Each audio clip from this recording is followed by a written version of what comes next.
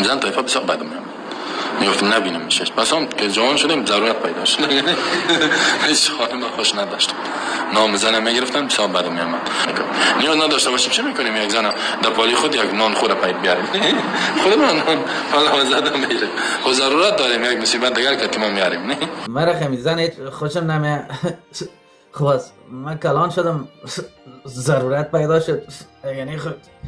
مرا میزن هیچ خوشم نمیاد فکر میکنه که باز پیغمبر در دنیا بسیار خوش میشه که چی یک امتی دارم که زن هیچ خوشش نمیاد او پیغمبر که بعد دیوانه زن بود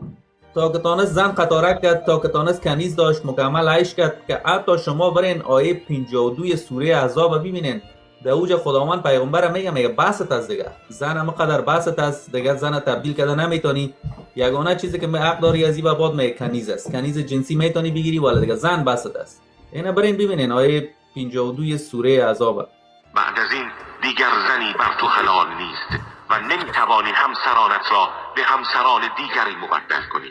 هرچند جمال آنها مورد توجه تو واقع شود مگر آنچه که به صورت کنیز در ملک تو درآید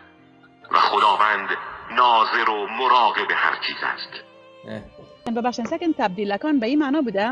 که پیش از اینکه مثلا یایت بیایه اینا تبدیلکانی میکردن مثلا نبیل جان میشه و من خانمش پیشاور من میرفت من میشه پیشش نبیل جان میامدم اینو تبدیلکان میگن تبدیلکانی به این معنا نبوده که دیگه چون اینی سنت کجاست که اینی سنت دیگه پر عملی نمیکنن برای ما سنتای خسته کنه پیدا میکنن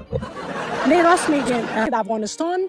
40 روز است و چقدر مردم احمق شده روان از روز به روز و عربا خودشان عیشت معیشت میکنن در عربستان شراب است تمام چیز است عیشت است معیشت است در افغانستان اسلام حرمسرا و گفا که جور شد در شاههای ما و شما شاههای عربی امویا و عباسیا یا کلش به خاطر که اینمی همون فرهنگ بود در اون وقت کلا عیش میکردن من فکر میکردم تعداد کم افغان هستند که در این مورد میفهمن و من بسیار خوشحال شدم در این لایف امروز من این گپ شنیدم واقعا ما هم سر این مسائل قدر نمیپیچیدیم ولی از وقتی که امارت اسلامی آمده و اینا یک سال دو سال ما چیز نگفتیم باش نظام نوبنیاد است ببینیم چه قسم یک نظام جور میکنن ولی وقتی که دیدیم که همه کارهای از یا مطابق شریعت است حالا تمرکز ما هم سر شریعت است چون اونم قانون افغانستان است با مو اداره میشه ما مجبور هستیم به شریعت مشکلات که هست رو به مردم بگوییم